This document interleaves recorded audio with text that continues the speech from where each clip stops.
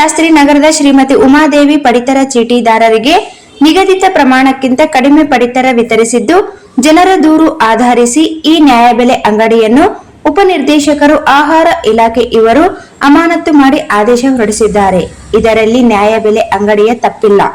ಬದಲಿಗೆ ಆಹಾರ ಇಲಾಖೆ ನಿರೀಕ್ಷಕರಾದ ಶಿವಮೂರ್ತಿ ಅವರ ಕೈವಾಡವಿದೆ. ಇವರು ಮಾಡಿದ ಪಡಿತರ ಚೀಟಿ ಗೋಲ್ಮಾಲ್ ಕಾರ್ಯಕ್ಕೆ ನ್ಯಾಯಬೆಲೆ ಅಂಗಡಿಯವರು ಅಮಾನತಿನ ಸಮಸ್ಯೆ ಎದುರಿಸಬೇಕಾಗಿ ಬಂದಿದೆ.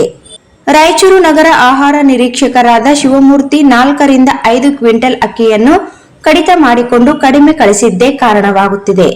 ನಗರದ 100 ನ್ಯಾಯಬೆಲೆ ಅಂಗಡಿಗಳಿಂದ ಇದೇ ರೀತಿ ಕಡಿತ ಮಾಡಿ 400-500 ಕ್ವಿಂಟಲ್ ಪಡಿತರ ಅಕ್ಕಿಯನ್ನು ಪ್ರತಿ ತಿಂಗಳು ಕಾಳು ಸಂತೆಯಲ್ಲಿ ಮಾರಾಟ ಮಾಡಿ ಅಕ್ರಮ ಮಾಡುತ್ತಿದ್ದಾರೆ.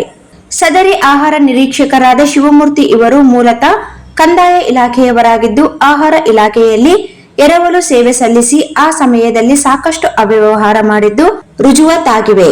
ಅಂದಿನ ಜಿಲ್ಲಾಧಿಕಾರಿಗಳು ಇವರ ಅಕ್ರಮಕ್ಕೆ ಅಮಾನತು ಸಹ ಮಾಡಿದ್ದಾರೆ. ಆದರೂ ಇವರ ವಿರುದ್ಧ ಇಲಾಖಾ ತನಿಖೆ ಕ್ರಮ ಜರುಗಿಸುವುದು ಏಕೆ ಆಗುತ್ತಿಲ್ಲವೆಂದು ಜನ ಪ್ರಶ್ನೆ ಮಾಡುತ್ತಿದ್ದಾರೆ.